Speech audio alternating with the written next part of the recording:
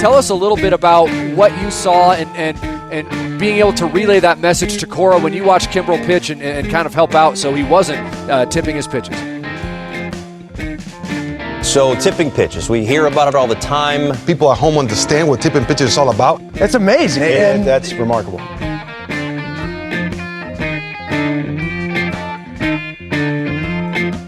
Alex, it's January of the offseason, which, everyone is aware of. But you know what that means here on the Tipping Pitches podcast? I have an idea. It means it's time for Michael Baumann, my friend and yours, a friend to Tipping Pitches listeners far and wide, to talk about the state of labor in baseball. 6 years we've been doing this. How do you feel about that other than old, potentially sad about the passage of nostalgic for a younger era? The first state of labor in baseball was 2 months before a little thing called COVID-19. Frankly, it's just crazy to me that we have done this longer than the life of a collective bargaining agreement and are currently on track to, if we bring them back on the next couple years, we will have quite literally covered a CBA start to finish, which is fun. I'm glad to say that I could do that with you. I think technically speaking, have we? Didn't we cover the life of the first CBA start to finish, although we weren't really covering the collective bargaining agreement at the time? Yeah, well, I guess why? Because 19 to 22. Oh, but you're talking about with Mike. Was the last one only a 3-year CBA? Wouldn't it have been They're all 17 3 years, I thought. What do you mean? They're like, this one's 22 to 26. Oh, I got that backwards. I'm thinking of my own CBA. There you go. You're right. 22 to 26. So, yes, technically we were podcasting at the ad. God, can you imagine thinking about the collective bargaining agreement in 2017? I'm going to be real with you, Chief. In 2017, I didn't know what a collective bargaining agreement was. Straight up. I didn't know what that was. How far we've come. When the lockout happened in hockey and in the NBA, I couldn't tell you the first thing about why this happened or what is going on right now. Mm-hmm. I was like the average fan online being like, where's my basketball? Yeah, you were like, hey, owners win, players win, fans lose. And at that point is when you, enterprising young 17-year-old, I think that's when the NBA lockout happened. We were at 16 or 17. No, it's 2012. So yeah, 16. That was when you started the MLB Fans Union, because you're like, I want to get ahead of this in case this happens in Major League Baseball. And I want to be able to have a voice at the table for the common man like myself, 16-year-old baseball fan who cares about having his voice represented at the collective bargaining table, something that is definitely real and can happen via the Fans Union. No, exactly. It's really unfortunate that that effort has sort of tapered off as of late, because I was really no, they're just locking in. I thought there was an opportunity for a new vanguard, right? A new a shift in the power dynamics in baseball. Unfortunately, fans hold no power. MLB trade rumors might tell you otherwise, but we're going to get into that. We might in this state of labor in baseball. We covered quite a bit of ground, and talked a lot about what I think are shaping up to be the main issues. A little bit under 2 years out from the next real labor fight, and what I anticipate will be another owner lockout, a pro forma owner lockout. The second the CBA expires, I imagine they will lock those gates. And by the way, I don't think enough people give credit to the fact that a lockout is really a lockout. Like what the ownership side does is they lock the gates to the facilities so that the players can't come in. So that's like a real thing that happens. Yeah. Just so everybody knows, like a lockout is not just like a leftover phrase. They're like literally putting locks. Right. They're on literally the doors. like, you cannot come in and perform your labor. Yes. All right. Well, long pod coming up with Mike. So let's just get right to it. Before we do, I am Bobby Wagner. I am Alex Baisley. And you are listening to Tipping Pitches.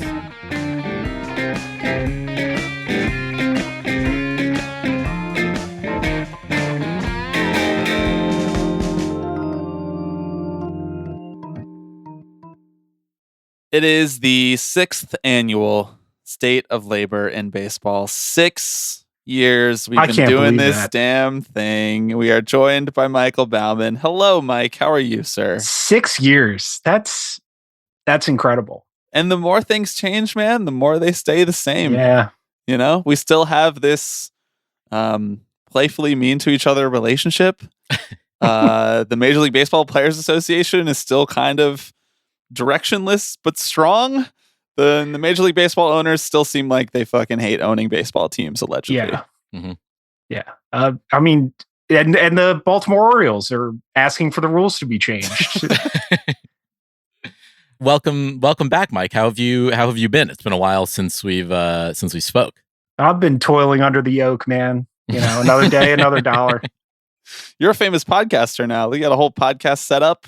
You know, you're appearing on various screen. You talk about the more things change, the more they stay the same. It's the same pop screen you yelled at me to buy in 2018. 2018, yeah. What's new with you? Should we invite you on like more than once a year, or are you happy to just be here for the annual State of Labor in Baseball? Does Bobby think I only know about one thing? Like, no, it's quite the contrary. I thought we were friends. We don't talk as much as we used to. Maybe he's avoiding me. Know more about baseball than we're willing to talk about. So we're like in danger of being collateral damage of you actually wanting to talk about the sport if we invite you on for more than just this. God, I know more about baseball than I want to. State of Labor in Baseball. I mean, for folks who have been listening for the last 5 years to this, you know, this is a wide-ranging conversation about kind of anything that is within the purview of the stuff that we like to talk about. Obviously, over the years, we focused a lot on the dynamic between the Players Association and the owners and the various, you know, things in the collective bargaining agreement that were up for debate. A lot of conversation about minor league unionization and their CBA in the past few years.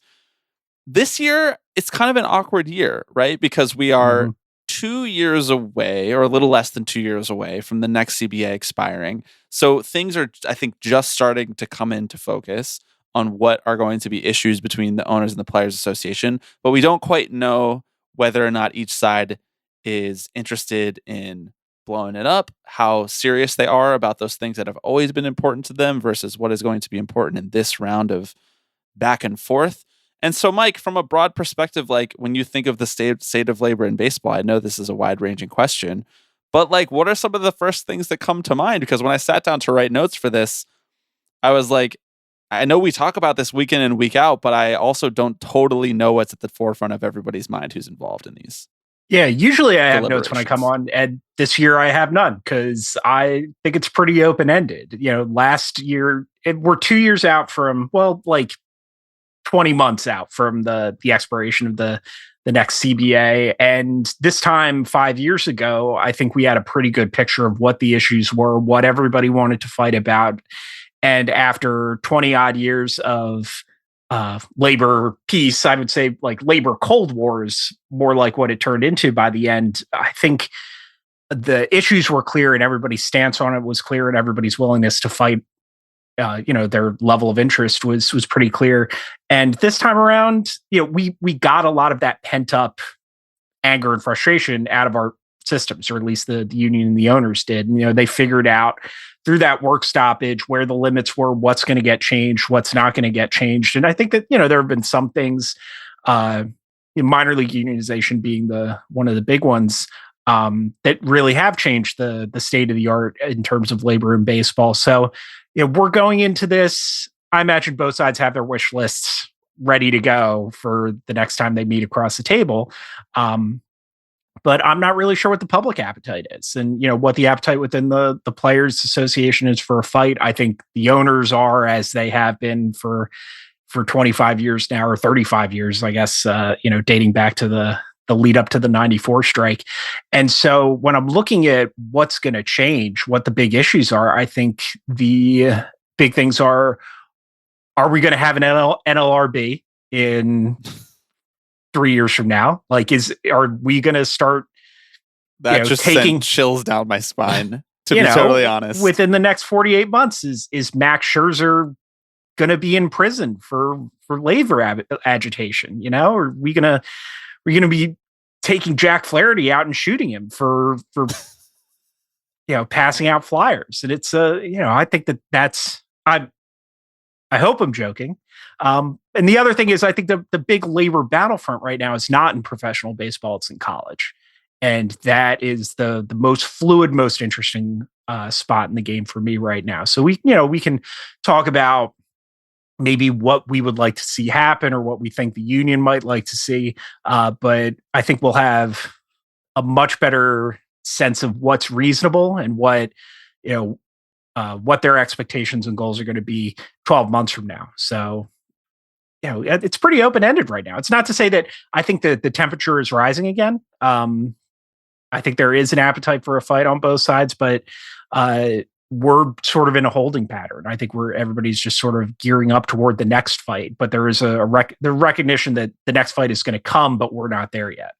I mean, if we kind of rewind 12 months, right? We talked about, as we do every January, the state of labor in baseball in 2024. And then maybe a few weeks later, a month or two later, there was a mutiny at the Major League Baseball Players Association. That kind of resolved itself. Before it's crazy that really is the most accurate word to describe what happened.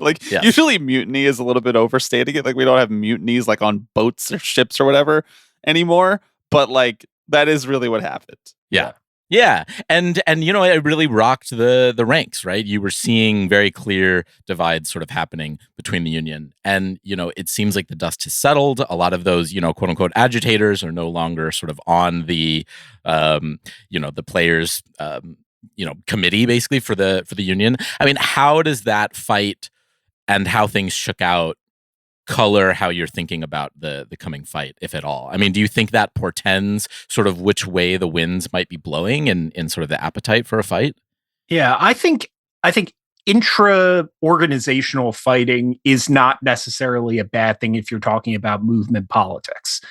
I think it speaks to a certain level of engagement. It speaks to, in addition to division over importance of certain issues or what the leadership is, it speaks to everybody caring, which is good.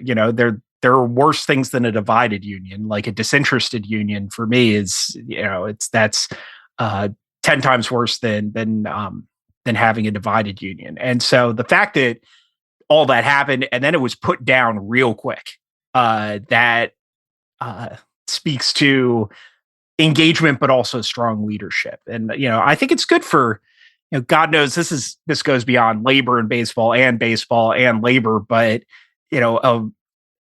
a leadership that has a healthy fear of its own members, I think is a very good thing for any kind of movement-based political organization. And so, I think the union is in fine shape now. I said a year ago, I think it was only a year ago, it might have been two, but I said the state of labor in baseball is good, and you guys yelled at me. I don't think I think the state of labor in baseball is less good than it was 12 months ago, but we're getting to a point where we're going to see a lot of those issues get sorted out. Yeah, I think that was a couple of years ago because I think that was right after the lockout. Yeah, and there was a lot of big contracts that were being signed. And your whole thing was like, we're not in a capital strike anymore, which is basically what we've been in for the last 5 years and maybe secretly the last 10 years, if we really think critically about it. And so therefore, judging relatively, we have to say that it's good. But I think that there are still, at the time, there was still kind of like a lot of unanswered questions about whether or not owners are interested in like the financial health of the game, or whether we're in the let's juice this orange for every last little drop era of Major League Baseball, and we're really about to the floor is about to collapse underneath from our feet. I kind of don't really know for sure whether or not that's the case. There are macroeconomic forces that I think color the state of labor in baseball that maybe are not necessarily things that the Players Association and the owners disagree on, but are more so things that MLB side leadership Rob Manfred in his last few years and whoever he hands the baton off to, most likely Morgan Sword, are really going to have to start dealing with those questions sooner rather than later. And I think those are things that are going to cause bitter fights about whose responsibility it is to fix these problems. Whose responsibility is it going to be to fix whatever scandals or broad negativity come from sports gambling? Whose responsibility is it going to be to fix the loss in revenue from regional sports networks? Whose responsibility is it going to be to continue to motivate people to come to the ballpark when ticket prices are still going up and concession prices are still going up as we have ever more things competing for our time? I think the thought has always been kind of like, that's not our problem as labor. But at some point, you know as well as anyone, Mike, like management's problems become labor's problems to figure out, because management is going to demand their profit no matter what, because that's just the country that we live in. That's the world that we live in. And when I think about the world right now, when I think about like the appetite for organizing against, you know, wider forces that are making things worse in different industries, that is not a very strong appetite at the moment. It seems like throughout the world, we are living in a very like reactionary conservative moment, and that division in the Players Association, you know, say what you want about like a union that disagrees or whatever, but it seems like the more radical wing of the Players Union was the one that got beaten back. You know, it was like, let's not ruffle too many feathers on the good deal that we have at the moment. And that's me saying that from my own personal perspective and opinion. I have no information about what was actually being discussed or who really wanted what in that strife.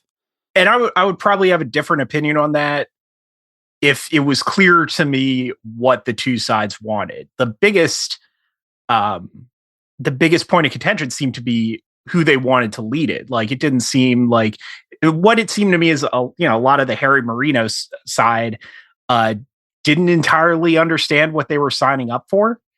Like, you saw, I mentioned Jack Flaherty already.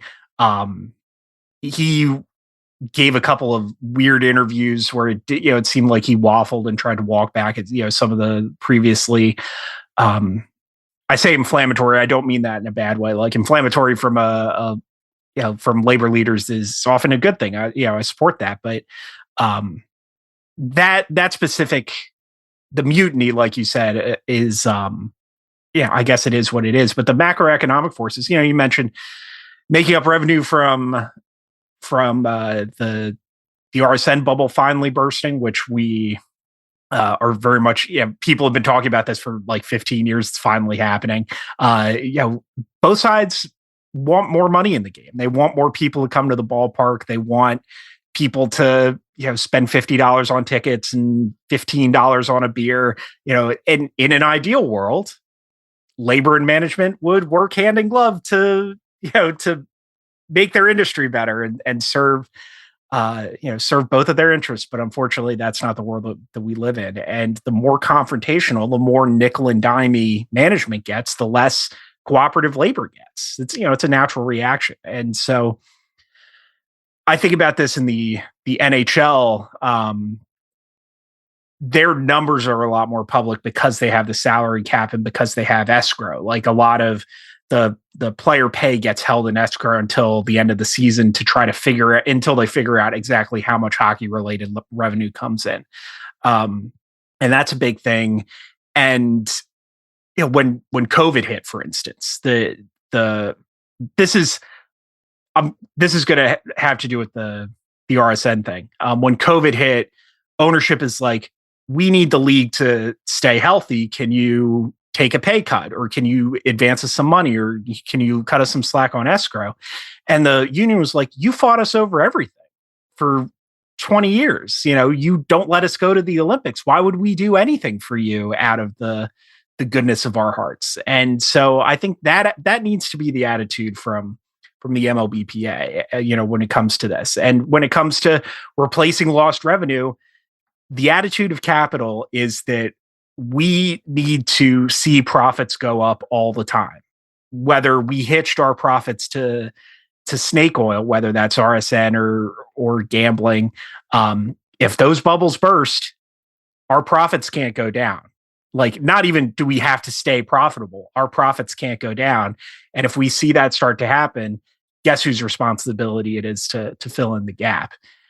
So, you know, it's the growth death spiral of capitalism. Well, that's tale as old as time because I mean, listeners have now heard me say this about 5 or 6 times. Like we did an episode about Marvin Miller last month in main character month on the feed. And so I've been reading his autobiography, and it's great because it's like it's really nitty-gritty collective bargaining stuff, which of course I care about a lot. It's very personal to me, but also he's like got a lot of scores to settle, and so he's like remembering stuff from the time from it's clearly like directly from his notes after meeting with Bowie Kuhn or Walter O'Malley or whatever. And you know what you just said, Mike, a lot of like when they were trying to get the reserve clause removed, and like Walter O'Malley and the rest of the owners are crying poor.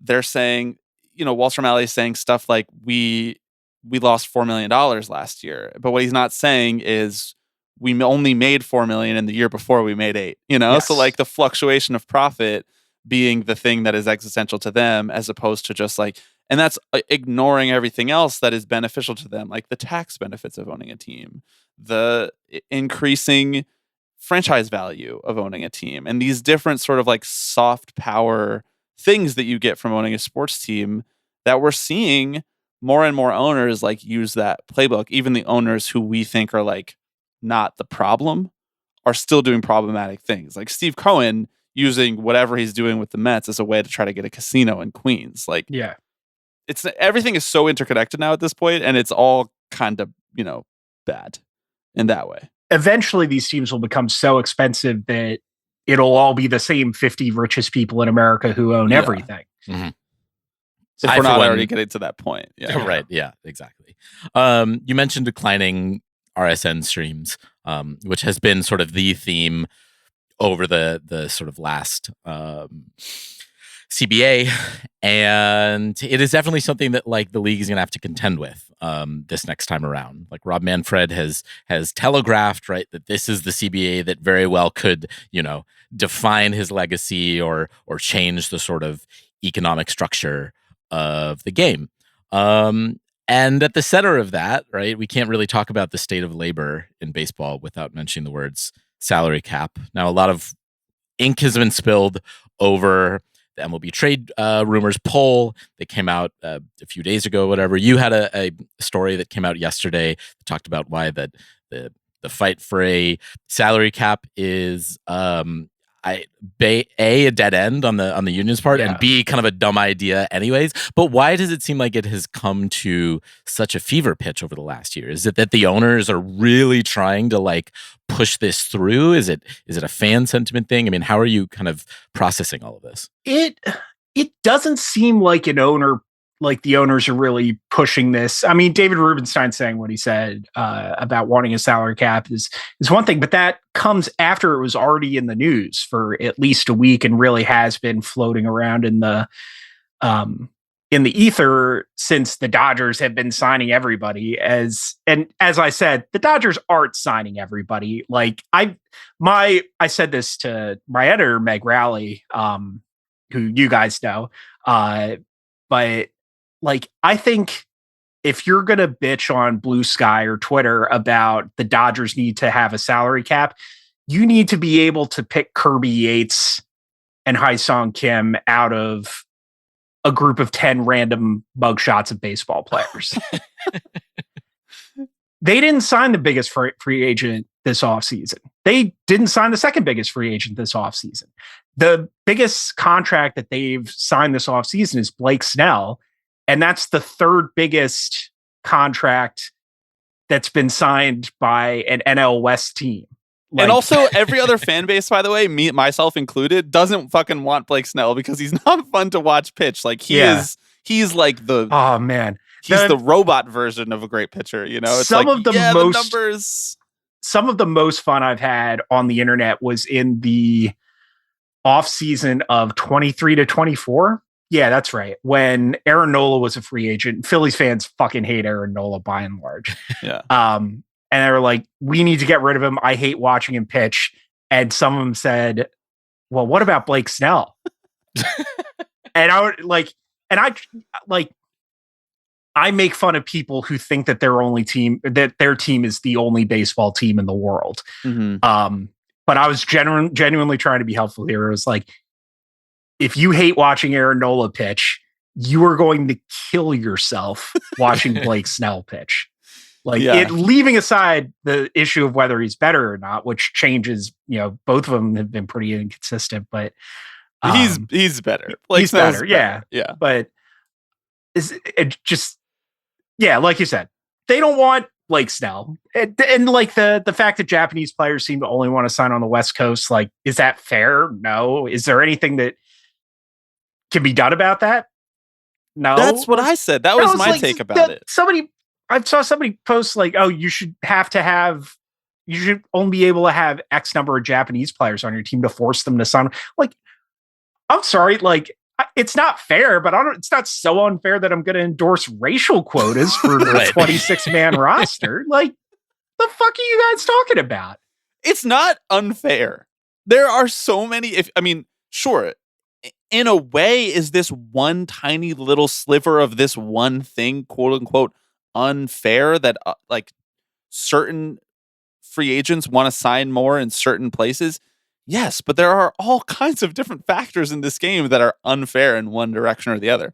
Not to mention, most of those factors are in favor of the small market teams. Like, in the long course of history in the baseball world, most things are weighted towards the small market teams because there are more quote unquote small market teams. Whenever we've had division on the ownership side, if we're talking like state of labor in baseball, it's always been because the big market teams are doing too much and the larger cohort of small market owners are trying to put them back in their place. And if anything that you can hope for in the next lockout is that the big market owners now are so powerful that they can't be, slowed down or whatever, that a salary cap doesn't seem realistic because we know the Dodgers are never going to go for that. The Phillies are never going to go for that. The Yankees, the Mets, enough teams that now have like political capital among the ownership group, not just money or whatever. Like, these are the people who are kind of running the show at this point. And I don't know that like the Dick Monfort cohort really can make the claim that there should be a salary cap, given the fact that all of the owners on his side of the, argument have just been fucking cashing revenue checks and doing nothing with it. Yeah. And there's been a lot of bad will on that side because of it too. Right. And the Dodgers and the Phillies and the Mets and, and the Padres under Peter Seidler have been like, they're subsidizing that behavior. Yeah. And they're pissed at the small market teams for not holding up their end of the bargain. And, I think that, you're mentioning Dick Monfort got me thinking, like, do they want to win this negotiation so bad they're willing to assassinate John Middleton? Maybe. Yeah. I mean, Alex. So there are things about Los Angeles that are inherently like more attractive to the majority of baseball players. I don't agree. I don't agree with that. It's warm. It's, it's considered a nice place to live, but it's not so much that you couldn't do the same thing in Miami or Dallas or Phoenix or New York or Seattle. Not only could you not do the same thing, like not only could you do the same thing in Miami or Dallas, but also players are stupid and they like Texas and Florida a lot better than California for dumb political reasons. And there's no state income tax. So actually you have a much better advantage if you have a franchise that actually wants to try on the front end in either of those states. And it just so happens that all the owners in those states don't give a shit about their baseball. Exactly. And even if you grant that premise, I seem to think that there's more of a natural pull to LA than you do. But as someone who's never even lived in LA. Yeah. I mean, but I said this in the piece, like, I'd rather live in Baltimore or Milwaukee than LA, but I'm weird. Like, most baseball players don't think like me. So, but even taking that specious premise at face value, like the gap is not so great that you can't get around it. This was something that Bill James wrote about in the new historical baseball abstract, which, was sort of my foundational text for thinking about baseball the way I do. Right. He's like, the purpose and you is stand by everything Bill James has said. Yes, definitely. Yeah. All the weird stuff about early win and Cesar Cedeno that's in there has definitely stood the test of time. But what he said was, he was writing about the strike. He was like, the purpose of of trying to level the playing field or the competitive balance is not to make every team equal. It's to make it so the Royals can compete with the Yankees if they're smart. And you don't need everybody to have a level playing field in order to do that. Like if the Yankees are outspending the Royals 3-1, the Royals can still win. It's just a problem if the Yankees are outspending the Royals 50-1. And in a lot of cases, like there's nobody to blame for that 50-1 deficit then except for the small market teams themselves. And so what I wrote about on Friday in terms of the salary cap is we've got two leagues that have guaranteed contracts and a salary cap, the NHL and the NBA out of the big four. And what we see is two things. One, in the NHL, that state income tax thing is a huge thing. That people think the Dallas Stars or the Florida Panthers have a natural advantage. There's griping about the exchange rate. Not only are taxes higher in Canada, but the Canadian dollar's weaker, and that's bad for teams that take in money in Canadian and have to pay players in American. And so there's all sorts of salary cap shenanigans, and also there's teams even with the salary floor evading the salary floor in a way that allows teams to evade the salary cap. And everybody's pissy about this because if you think baseball fans are uptight, hockey fans make baseball fans look like basketball fans. And so there's that. And then there's the NBA where, like in the NHL, the maximum salary is codified in the CBA, maximum salary for an individual player. And whereas nobody in the NHL is close to the maximum salary, the NBA, there's dozens of players who are making the most that they possibly can in the within the rules of the game. And so for those players, money is not the issue when they sign where they want to sign. It's so like, let's say that 90%, like Shohei Ohtani and Blake Snell and Juan Soto would all rather play in Los Angeles than in Pittsburgh. Now, the Pirates could, if they wanted to, say, okay, do you want to play there $100 million more? We'll pay you more to come to a place that you're maybe not as enthused about. That's a weapon that they have. And whereas if it was under NBA rules, they would say, no, I'm just going to make the same amount of money no matter where I play. And then the other stuff, like the Dodgers do well, they win all the time. They're consistently spending as much as, to fill out their roster. They're really good at developing players. They're constantly rolling through new players instead of just, packing it in and missing the playoffs. All those things are going to be attractive to free agents. And do you think that the Dodgers are going to be any less good at signing free agents if money is not on the table? Because they have all the other secondary factors, whether that's because of geography or because they're just a really well-run organization. This is not good. The salary cap is not going to save the Reds or the Pirates or the Marlins. Yeah. Well said. I got somebody in my mentions today saying, like, upset that I said that the salary cap was a stupid idea. Or he said that I was calling fans stupid if they supported the salary cap. I said, no. Well, first of all, I said the salary cap was a stupid idea. I didn't say that you were stupid if you're supporting that. That's a leap that you're making on your own. But also, it is a stupid idea. I'm sorry, just because it's popular and I'm skeptical that it is. I'm not going to take one MLB trade rumors poll as gospel. But if there's one thing we know about society now, it's just the fact that an idea is popular doesn't mean it's not also stupid. And I'm not going to say that it's not stupid. I just think that people don't think beyond the salary cap and the salary floor, making it more equal between the two teams. Like, they think that, okay, yes, maybe it's not a good idea to limit the only teams that want to spend necessarily, but hey, then we're going to have the salary floor. And that means that my favorite team is going to spend closer to what the Dodgers spend. And they don't realize that the material difference between the salary floor and the salary cap, those things will never be close enough to actually give you the quote unquote competitive balance that you're looking at, because the owner side doesn't want that either.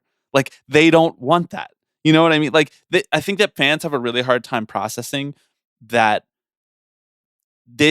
what the smaller market teams, we'll say just like market size is also silly too, by the way, because like this is not really an effective way of talking about these things, but we'll say the bottom third in spenders, right? What fans can't internalize is that they're doing that because they want to, not because they have to. Like every fan thinks, if I were this rich, this is what I would do, and this is how much I would spend. So they're like, there's this really, really sticky idea. Like the owners had a hit when they said, we want a salary cap for this reason. And fans have not been able to get over that since the 94 strike, which is why, you know, like the one thing that I wrote down for the next lockout is that the owners probably will fake like they want a salary cap and they'll doomsday over it. And they know that enough fans will kind of be in support of that idea, or at least in the idea of a salary floor. And they know that that will drum up public sentiment for it and make the Players Association look bad.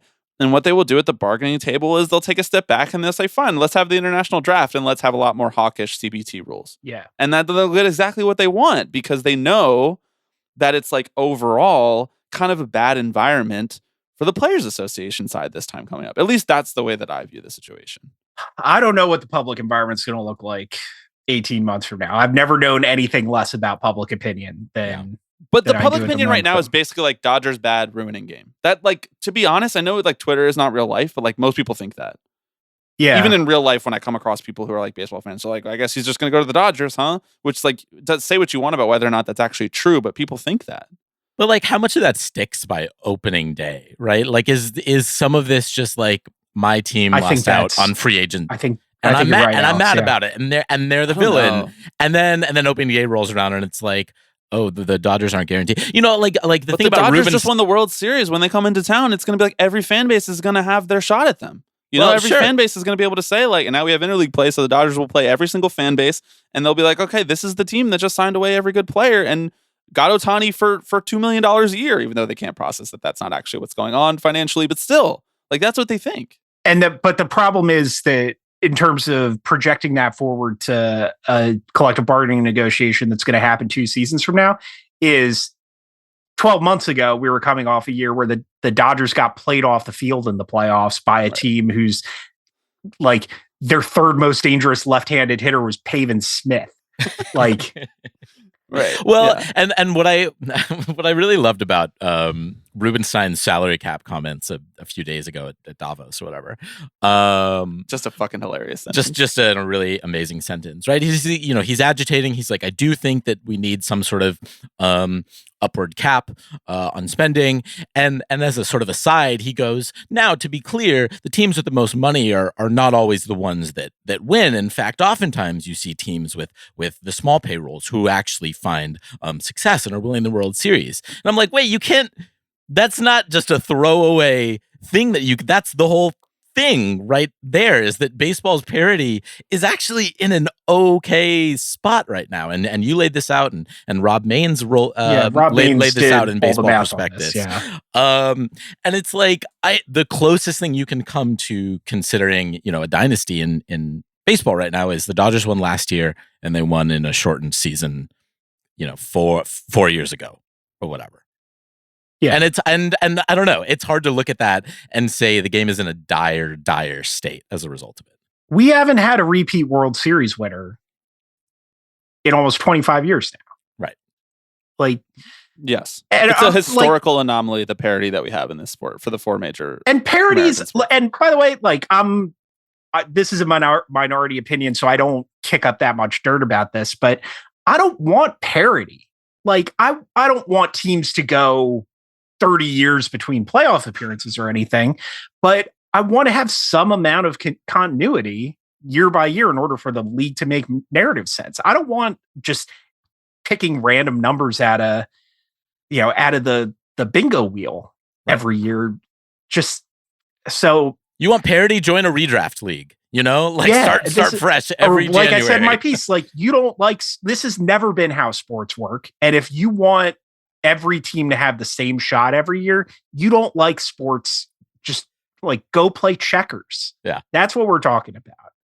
I agree with that. And I've been thinking about the idea of parity a lot because we've been talking a lot about the advent of free agency and how that came around and how little parity there was before free agency. Because if you take the economic fluctuation out of the equation, and of course we're not going back on free agency. But now I think at this point, the idea of we're going back to the 50s in every other aspect of society. I feel confident that these millionaires will not give up this opportunity lightly. That being said, though, like, I think that the financial fluctuation that we see in the game now comes primarily because of the lack of a salary cap.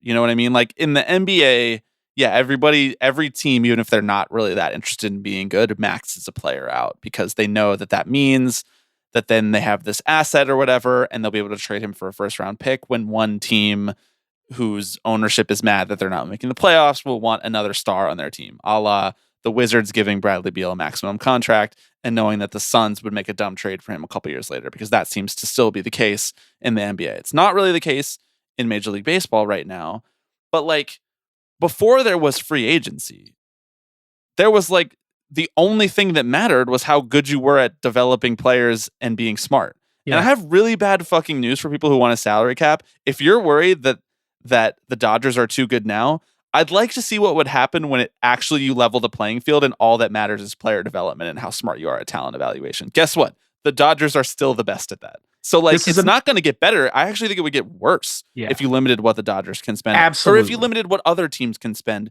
to compete with the Dodgers, to try to entice a middle class of player away from the Dodgers, because you might pay a 20% premium for a guy that the Dodgers know that, hey, we don't actually need this guy because we can develop someone to replace him.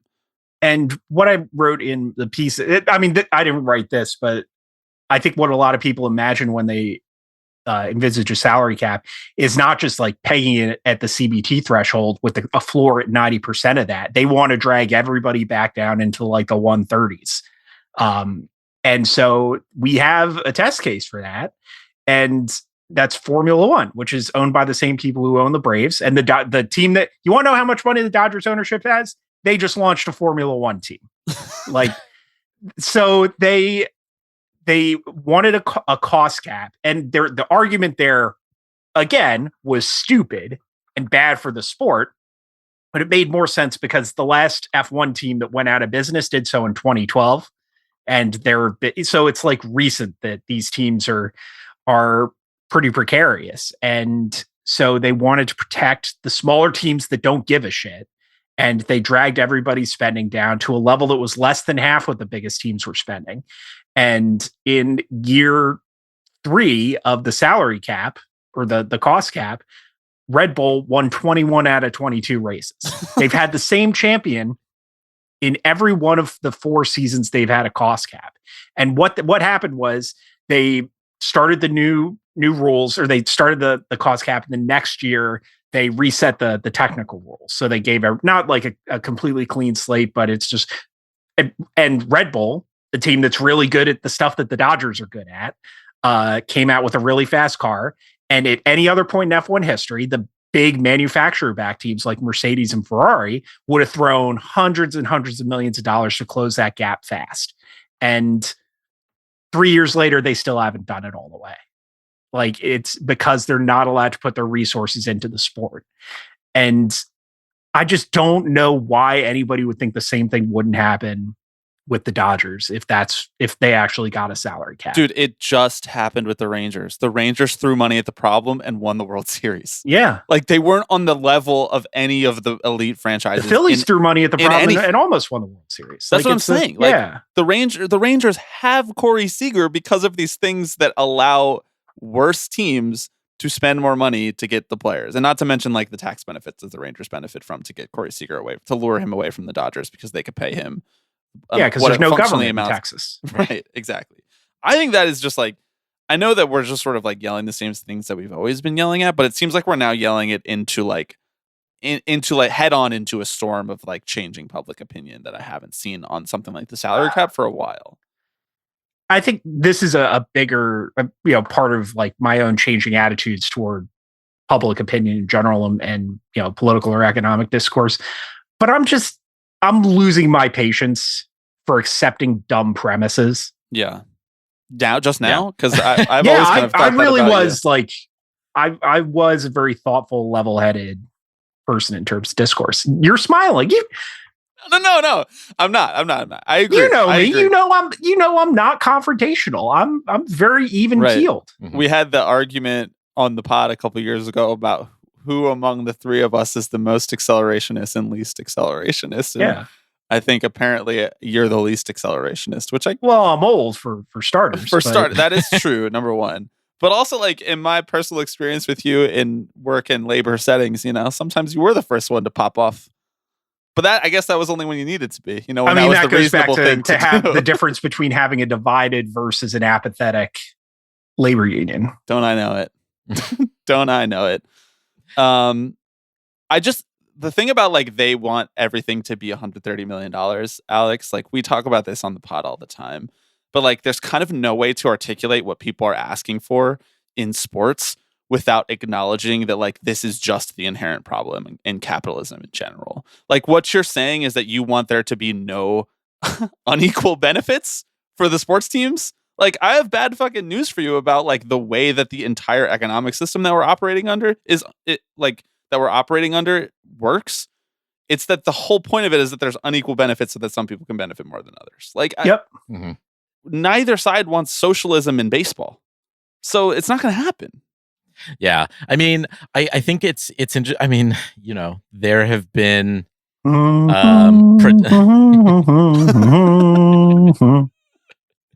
there have been predictions that we are headed for another work stoppage around the CBA. That seems, I think, reasonable to think. But the last time there was a prolonged work stoppage where we actually lost games, it's, obviously, right, the 94-95 strike, and fan sentiment really turned against, obviously, both sides, but the players really wore the brunt of that right now. Now the environment is, like, really different, I think, in terms of how the players are sort of able to get that message out. I mean, do you think that changes sort of the calculus on whether the owner's side or just sort of how they are telegraphing the wishes and needs? You talk about, like, hitting your limit. I think that's swinging back. I think that, like, we're just going to be, I think we're entering just an informational black hole. Sick. All right, cool. Yeah. just making sure. So the big question, I actually did think of a question that that we really ought to start contemplating. So again, this is the state of labor in hockey a few years ago podcast. When the NHL got what the MLB trade rumors comment section wanted, which was a salary cap and a 24% rollback on salaries. They got it because they locked the players out, and then a couple of stars they didn't cross the picket line, but basically they broke ranks and said, come on, let's get back to playing. We don't care what it takes. So what all-star or MVP level player do you think is going to be the first to cross the picket line when in 2028, after we've been out of business for a year? Okay, so in this hypothetical, the owners have locked out the players in December of 2026. We lose the whole 27 season over arguing over the salary cap. Yes. And we're now heading into 2028. Like the MLB trade rumors comment section wants. Right. Yes. And by the way, because they want this, it's not a stupid idea. That's how it's been expressed to me. Mm-hmm. Yeah. So, okay, cool. It's not a stupid idea. Yeah, they would never want to insult anybody supporting this idea. Yeah, we wouldn't want to insult internet commenters. So No. it's like Thanksgiving or so, 2027. Okay, it's Thanksgiving 2027. We're just pretending that everything is not totally fucked. Mm-hmm. And we still care enough to do a podcast about things as trivial as labor relations in baseball. Yeah. And it's got to be, well, it has to be someone who's, like, making a lot, but not a union guy. Right. And it has to be someone who's, like, kind of dumb enough to not see the chessboard of what they're actually doing, like sinking their own personal interests. I don't know. Machado, probably. Do you want to do a quick draft? 3-round draft? I would take Machado first overall. Okay. Because probably Trump would get him on the phone and be like, we got to end this, I don't know. Alex, who would you take? Is it weird to say Judge? Like in terms of that's a great one. Oh fuck, man, that's great.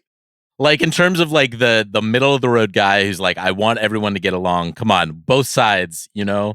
But he's walking in the footsteps of A-Rod right here. Yeah. Millionaires versus billionaires. This is a very Jeter thing to do. Well, too. Yeah. No, but Jeter was actually kind of like, I mean, he was kind of a fighter when it came to his own individual salary. Like he had a lot of gripes against the. Also, is Aaron Judge. But like, no, come on, like it's impolite to push back against the. Judge is good. Yeah. Shohei Ohtani. I don't think he would do something so controversial. Although, like, in terms of like how much labor power he could have exercised with his individual free agency and how much he chose not to, you could argue that he's already done something confrontational against the Players Association. Like that, those deferrals and him just kind of operating as like a sovereign citizen when it came to those things, kind of like laid the groundwork for the bad discourse that we're having now about the Dodgers. And if Soto hadn't come back over the top with his contract, it could have done so much damage to the salary structure of the sport, that contract. What happened to like giving a shit about resetting the market? You know, like why aren't more people talking about that? Is this like the last of a dying breed? Like it's a common thing to want to go reset the market, but not for Shohei Ohtani. But also, like, not for some of these young superstars who, like, debuted at 19 and had a chance to do stuff like that. Like, we've already taken a lot of those guys off the board. You know, we've already taken Julio off the board. We've taken Bobby Witt Jr. off of the board. Harper got the biggest contract in history. Sure, but so far, we've named a lot of people who got told early on in their career, literally by Max Scherzer, that this is what they needed to do. So we need to maybe go beyond that because he's not going to pitch forever. And either Max Scherzer or AJ Burnett. Well, yeah, that's true. That's true. But like, there's not as many of these guys went as out and got the you know. I don't know. I kind of worry about that. Like, I worry about that in baseball. I worry about that in society. I worry about that in labor circles. Like, we're losing the recipes, as the kids say. We're losing the elders. Like, we're losing the people who have been around the block for a lot of different reasons. I'm not as worried because Paul Skeens is already on the executive committee. This is true. Like, that's right. I said this at the time. Like, my first reaction when they're like, "Oh wow, Paul Skeens is already so respected as a rookie that he's taking a position of leadership." And I'm like, no, being a pitcher for the Pittsburgh Pirates is the equivalent of working in a coal mine in Pittsburgh in 1910. Like, it's decades upon decades of like the development pipelines of the game being like radically individualized, and like any sort of like collective spirit and understanding how the union might actually help you. I think a lot of that stuff, like, I don't know this for certain, but I would imagine that if you're like an organizer, like someone who just works as a professional, as a white collar job in the Players Association, and part of your job is to organize these players, kind of like weirder than ever. Like, this is someone who's been told that they're going to be a millionaire because they throw 94 from the time that they're 14. I don't know how you tell that person like the value that you can bring to this whole collective in this current political climate that we have. Like, you should give a shit about the person next to you. It's like that tweet of being like, I don't know how to tell you to care about the person, to care about another person. Like, so I'm actually slightly optimistic about this because of college, because of the way that transfer rules. I don't know ask about this. Transfer rules and NIL and all that stuff has basically turned. It used to be that if you wanted to change schools, you had to sit out a year unless you were going to a different school for grad school, and then they took away the mandatory redshirt year, and then now with NIL, you can change teams, and it's not just like. LSU brought in a big transfer class the year they won the national championship, and number one on that was Skeens. And like, that makes sense because if he wanted to play baseball, he had to leave the Air Force Academy before the start of his junior year, or else he would have had to go into the military. But they also brought in Tommy White, who was a huge star for a really big program at NC State that had been to the College World Series, I think more recently than LSU. And they brought him in, and he was one of the stars on their national championship team, just because like it's basically free agency. And so you're seeing players move from Like South Carolina lost one of their starting infielders to LSU, but they also recruited one of their starting infielders, Tristan Cassidy's younger brother, from Vanderbilt. And so like big teams are cannibalizing each other based on need or NIL. And now there's the Diego Pavia ruling, which says that JUCO years won't count towards your eligibility at a 4-year college, which could stretch out your average college baseball career from 3 years to 7 at the very least, if you do it right. And now all these players can go in and out of the draft if they want to dip into a JUCO before their 3 years are up. They can chase NIL money. And I think the biggest impact for college baseball is it's making the sport less hierarchical. So when I was covering college baseball, there were, it was still the sort of the last hurrah for coaches like Augie Garrido and Wayne Graham, who were basically dictators, right? They told the players everything that they could do. They had no regard for pitcher usage, for instance. They say, you're going to do what I tell you all the time, or you're never going to play. And I hold your entire career in your hands because it's going to be a giant pain in the ass, and it's going to set your development back if you want to transfer. And now coaches have to basically be careful what they promise players. They have to follow through on it. Their credibility is not ironclad. It matters. We're seeing coaches, Wes Johnson, who was the pitching coach in Minnesota and then the pitching coach at LSU when they brought in those transfers. He's now the head coach at Georgia. He's like, okay, I'll get you to the major leagues. I'll teach you. I'll give you a major league quality pitching education, and I'm okay working with transfers in and out, and so that's the new paradigm for the head coach. And I think growing up in that environment is going to make it for a generation of players who are much more comfortable advocating for themselves and also expect more out of their employers than people who grew up, came through, you play for Texas, you pitch until your arm falls off, and then you go to the minor leagues and you do what you're told all the time. And I think growing up in a union environment in the minor leagues is going to do a lot in terms of building solidarity. So I do think that there's an angle there in a way that maybe there wasn't even 5 years ago. And that whether that's going to outweigh when the government starts disappearing people, I don't know. But I think it's going to have a positive influence on the state of labor in baseball. Have you thought much about the sort of minor league CBA? I mean, that's kind of the last piece of the trifecta when it comes to baseball more broadly. I mean, how are you thinking about that? I guess these days. I mean, it's a little early stages to really talk about the results of it. But what's your perspective on it? I mean, I think it's good. They're still not making a ton of money, but all I want from the minor leagues in any sport is to just be able to make a living wage, and they're doing that now. And I also think that the college, the fact that that's a viable, you're making more money playing for a lot of teams in the SEC and the ACC than you are certainly, pre-unionization in the minors. And so you got people saying, oh, MLB's offloading the developmental stage of its careers to college baseball. I'm not positive that's a bad thing. The quality of life is just so much better in college baseball in the minor leagues, even with the rise in pay, particularly in the low minors. And so, and also there's competition for labor now. Do I want to go pro as a guy who's going to get picked in the 18th round after my junior year? Or do I want to play another year at LSU or UCLA or one of these other places or Arizona State where life is good, and I'm going to make a decent amount of money or more money than I will if I'm going to make more than my $25,000 signing bonus and then what am I going to, toil in the minor leagues in the hope of maybe one day I'll get called up to the Sacramento A's and lose 115 games a year. So that's the competition for that area of the labor market, I think is a good thing.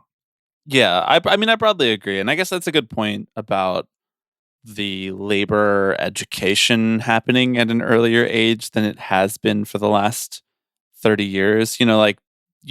for most of the history of baseball, like you didn't really see how a union could help you until you were in the majors. And even then, yeah. Until you were like in salary ARB, which is like most players don't even make it to that point. 3 years into your major league career, like what percentage of people don't even get to that point of people who enter organized baseball? 90, 95? Like it's a lot. I mean, I kind of think the one thing that we haven't really talked about, we haven't really talked about salary deferrals, which is like not, in my mind, like not really a labor issue. I don't care. Yeah.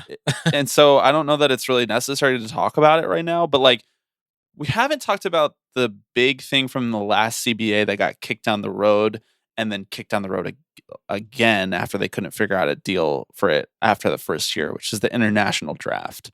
Yeah. And it's pretty clear that this is something that the MLB side really wants, because what is more pro management than a literal draft of getting to choose where all of these players end up and having the players have no say in it. And there's like enough of a plurality of the players who think that this is probably a better solution to what is like a messy environment. You know, you have like some international draft sentiment from some groups of players. And I think that like this is most likely coming in the next CBA. I think that the owners are probably approaching this assuming they will get it and assuming that the players will not be able to mount much of a fight because sits so much complication around the issue. And I think that part of that, I mean, you hear an argument for the international draft from people. I think people will frame it as a pro-labor argument. I don't think it is a pro-labor argument, but I do think it has ethical merit or moral merit, which is that the current system is just so morally bankrupt and corrupt and messy, and that anything is better. And I don't think that's a stupid argument. I don't know if I agree, or actually, I know I don't agree with it, but I don't think that it's a completely unreasonable argument to make. Internally, if I were running the union, I would say, look, MLB wants this really, really bad, and we're not going to give it to them unless they give us something really, really good in return.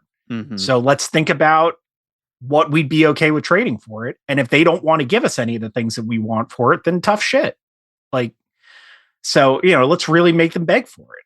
Yeah. That always has to be like supported by the willingness to walk away, though. Yep. And how many of the rank and file, even how many of the team reps from the last time around were in the we're willing to walk away headspace? Seemed like none of them, like straight up none of them. Yeah. And that was what the executive subcommittee was so pissed about coming out of the deal. 4 of them were willing to walk away. I mean, we've talked a lot about sort of the proposals that I think we anticipate to come from the management side. But is there anything that you think the players should be agitating for, or that you foresee that they may center in their fight? You talk about making a trade over the international draft or something like that. Beyond not instituting a salary cap, I think. Is there anything that you think they should push for? What's killing the middle class of the union right now is the fact that the value is all at the top and the bottom of the market. And this has been true forever, basically. The value in the mid-tier free agent. And I think the scarce pitching has become so scarce that we're seeing like the Matt Boyd, Alex Cobb types really get paid in a way that just, taking my labor hat off and putting my baseball analyst hat on, they probably shouldn't be. And that's great for the union, but it doesn't, if I'm Kirby Yates, for instance, I'm like a guy who's a relief pitcher who's been in the league for forever, coming to the end of my career, and I'm gonna play out the string on a series of like 1 year, $7 million deals. The fact that Juan Soto is making $750 million is, good for him. He certainly earned it, but it's not helping me necessarily. And so the hard thing, I don't know if there's a path to this in terms of building consensus within the union or getting it across the finish line at the bargaining table, but finding a way to revitalize that middle class. And, what I would do is tie free agency to age. And, I'm sure that MLB will be like, yeah, let's tie free agency to age and you can hit 32. unrestricted free agency at 32. Exactly.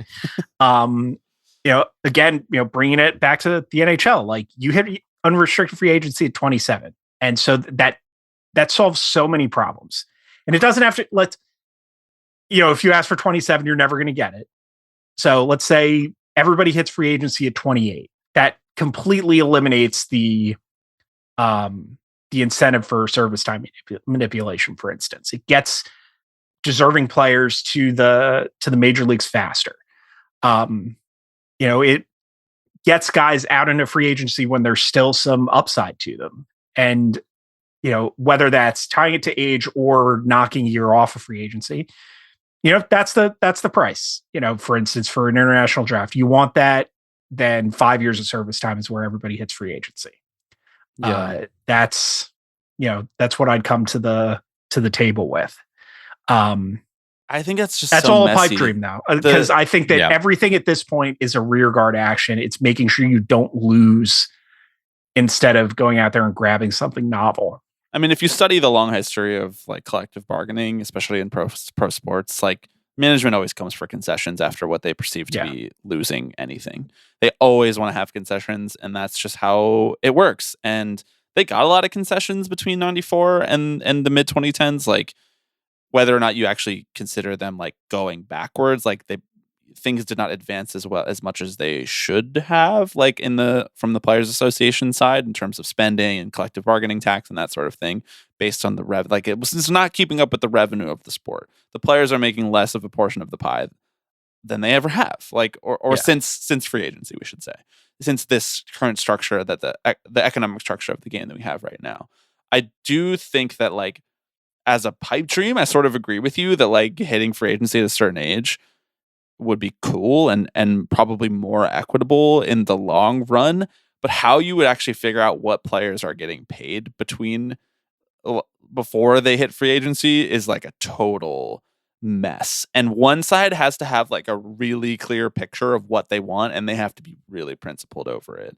Because otherwise, is it just like you still get salary arb after 3 years and then you just have more years of salary arb until you hit full free agency? Like for the people who come up at 20, that's 8 years of team control before you're a free agent. So do you still get salary arb after 3 years, or are you just automatically eligible for arbitration after 25 and then you're a free agent after 28? Like these are all questions that I think that like you'd have to put years of economic study into. You'd have to really build a consensus in order to have a principled strike over this sort of thing.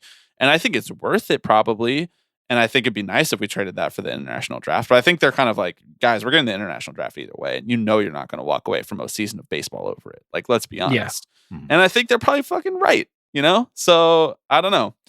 And I will say baseball has such a wide variety in terms of wide range of what the development curve is. Like some guys are major league ready at 19 and some are not ready until they're 25 or 26. And that's just not the case for like there's restricted free agency in the other three sports, and all of those guys, the widest gap is like you could be NHL ready at 19 or you could be NHL ready at 22. There's almost no that gap is nowhere near as big as it is in baseball. Right. Making your debut at 26 and then you're a free agent 2 years later. Like, I don't know. Pretty sick. Yeah, that's pretty sick for you, but try to tell that to, Stu Sternberg. It's like, it's great for me that my relievers don't come up to the majors until we get failed prospects from some other organization and turn them into great relievers at 29. And then they hit free agency when they're 33 and we just never pay any of them because their arms are shredded and they're old. And we just keep doing that. Like, I can't see the owners ever being willing to go for that. You know what I mean? Well, how bad do you want an international draft? I mean, but I agree with you. Like I said, it's ambitious, and I'm skeptical that's doable. But you asked me what I would ask for, and that's it. I think that's right. I think, messing with service time, trying to change that formula a little bit. But that is something that they went into the last fight saying that they were going to stay principled over and gave up like 3 weeks into negotiations. So I guess we'll see. Mike, it's now gotten dark in the room that you're sitting in, which I think means that it's time for us to ask you for the vaunted consumer rant. This started, I think, by accident. The first time we ever started doing these state of labor and baseball I'm even conversations. Too, like I said, it takes a lot to get me hot under the collar about something. Over the years, you've ranted against the batteries in electric vehicles, broadly SodaStream as a company, specific. Well, yes, but specifically replacing the good water fountains with the water bottle filling thing in the Philadelphia airport with apartheid bubbles, which is now genocide bubbles since this is true. Since we've been doing this podcast. Cord cutting you've ranted against over the years. I can't even remember them all, but they've all been, I think, very impactful. And so the floor is yours, sir. A consumer rant to end the state of labor in baseball is my favorite tradition. So this is sort of, we've been doing this so long that this is part 2 of consumer rants. Right. Much like the Hollywood studios, you're just going back to the original IP. Yeah. Well, this has to consumer to rant.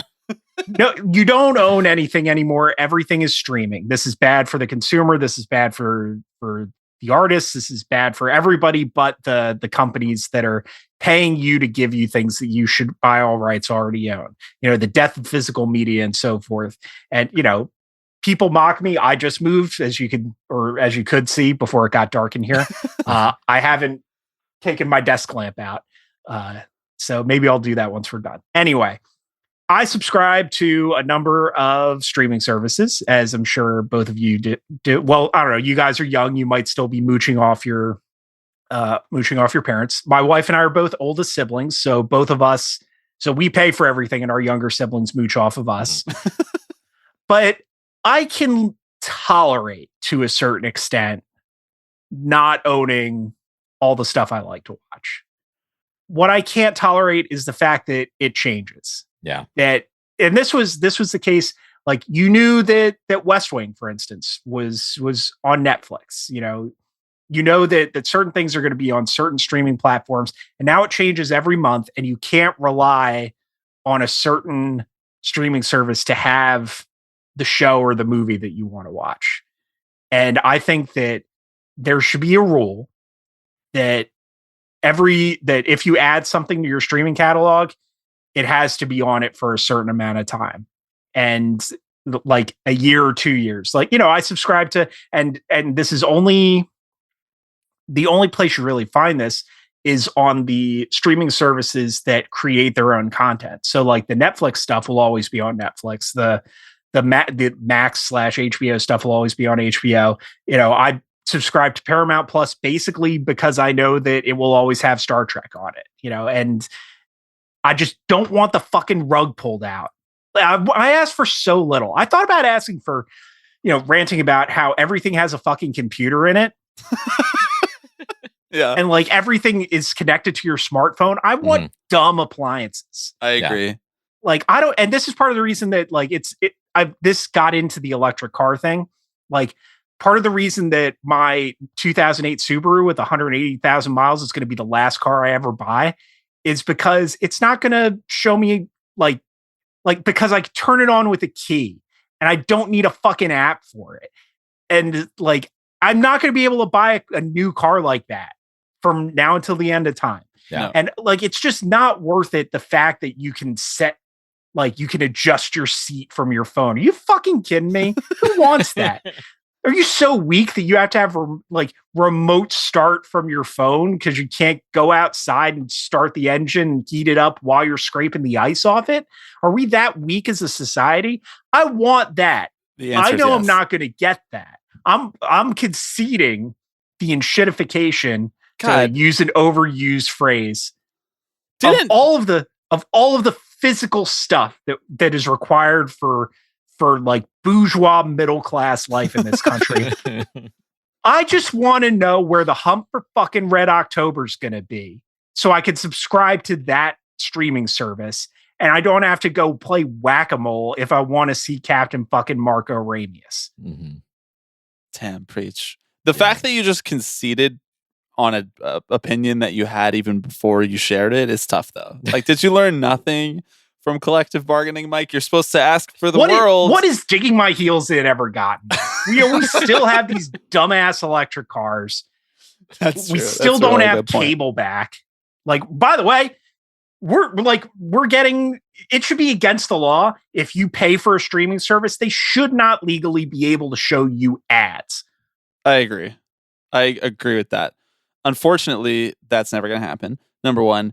Number two, I agree that nothing maybe like 10% of things should have computers in them, and that would, I think, make us appreciate computers more and what they're actually useful for, as opposed to just like blanket being like needs to be in everything. Yeah. Bespoke AI appliances has been a conversation on the podcast for the last year, because that's been an ad for Samsung refrigerators that can like fucking post on X or whatever. But like, I don't even understand what some of these AI appliances are doing. If you put AI, like, I'll go to your fucking house if you put AI on my fridge. I agree. I think the funniest feature of electric vehicles, or more specifically Teslas, are the little screen that shows you your car and how many cars are around you, like the ones that are to your left and your right and in front of you. And I'm like, what? So you're looking at that instead of looking to your left and your right, and out of the fucking cars that are around here? We invented that. It's called the windshield, bro. Right. You look through it. They invented Windows not that long after they invented the wheel. Like, so this has been my gripe about Tesla, is even when people thought Elon Musk was cool, it's a car designed by people who have no idea how to design a car, and they think that's a good thing. Oh, we're going to invent the car from first principles. And by the way, we're going to make mistakes that Mercedes-Benz stopped making in 1904. Because we have no idea what we're doing, because we think we're smarter than everybody else, because we watch fucking Rick and Morty. Do you want to buy a car from those people? I don't. I like how this just came back to the electric cars thing. I know. Like, no matter how hard you try. Your point about the streaming service thing is definitely well taken. It's frustrating. Licensing content from different places is really annoying, and there's plenty of studios and whatnot who are making TV shows, movies, or whatever that don't have their own streaming service, and that's why it goes to different places, because they go to whoever will pay the price. It's basically free agency for TV shows, but the actual people who create it don't make any money. Who's not Miramax is not labor. Yes, I'm aware. It's free agency, but it's like the agent gets all of the money. So it'd be like if Scott Boras made 95% and not 5%. We're a society of middlemen, Bob. Yes, we are a society of middlemen. The thing that speaking pisses of which, me off I the rode most, an elevator with Scott Boras at winter meetings. Oh my God. I can't believe it took this long for that to come up.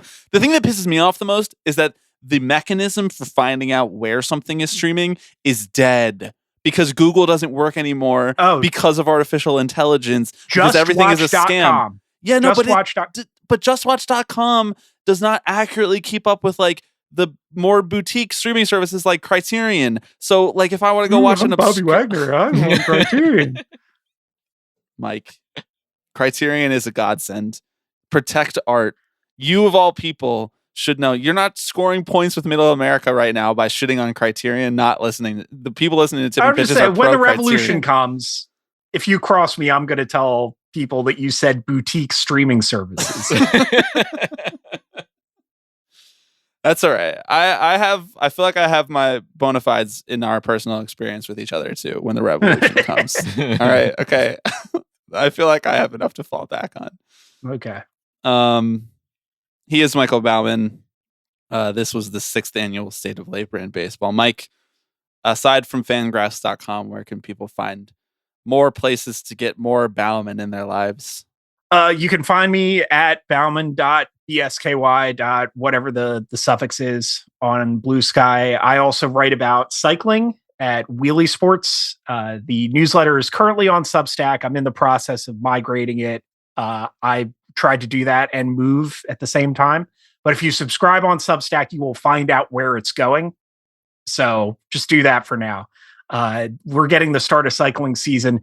Man, there's a complicated economic system if ever I saw one. You guys would shit your dicks if you had to cover that. Wheelie, WHEELY LY sports, not IEY Yes. sports. Maybe was that SEO suicide, not doing it IE? No, I'm just making sure for people at home who are manually typing it into their browser, So maybe we'll have to get you back on for the vaunted non-state of labor appearance to talk about cycling instead. Okay. I can do that. I feel like we should get you on the Patreon feed, honestly. If you want to come on Patreon only, that's when you can really pop off. Like, I say some shit on there that I would not be comfortable saying here. So maybe we could get you on there and we could recount some stories and talk about cycling. Mike, thank you so much. Thanks for having me.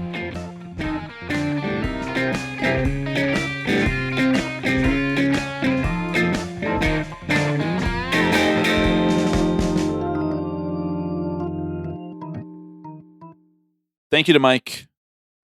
I mean, I agree with him on many points. Most notably, I don't want my car to be controlled by an app. That's a good start. I felt really seen by you when you said the thing about the Tesla screen, because that's something that pisses me off so much. Confounded me. Like, what if we had a screen that was showing you the exact thing that you're already supposed to literally the world we are hurtling towards. That's like going to the movie theater, bro, and also playing the movie at the same time on your phone.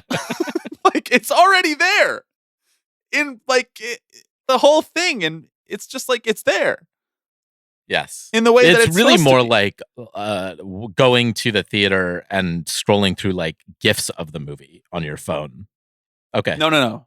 I actually got it. Okay. All right. Third time's a charm. It takes 3 attempts to get to the best analogy. Here you go. And then I'll leave this all in because on Typic Pitches, we're honest proprietors of content.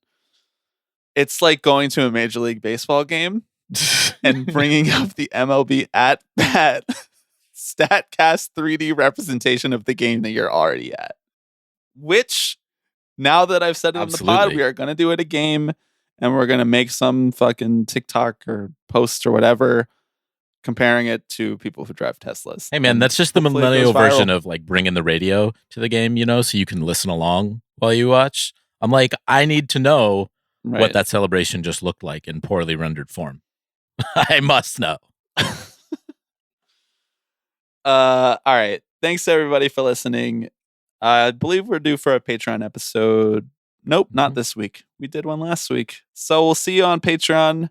We'll see you on the main feed next week, and then again on Patreon a couple days after that. Some fun stuff planned in the lead up to the Major League Baseball season coming back.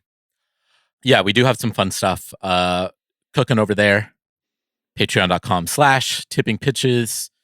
3 tiers for you to sign up. You get varying levels of perks. And this is why I let you mostly do the outros. Once the season kicks into gear, you get one of our favorite segments to do it just 3 up, 3 down. Every 2 weeks you get that, where we just talk about some fun stuff that doesn't make it into the show otherwise, in a very, I would say, loose format, feeling a little bit more, you sort of like, you relax a little. You have to be less of a professional, because this is a very professional podcast that we do here. Thanks for listening. We'll talk to you soon. Bye. Hello, everybody. I'm Alex Rodriguez. Tipping Pitches. Tipping Pitches. This is the one that I love the most. Tipping Pitches. So we'll see you next week. See ya!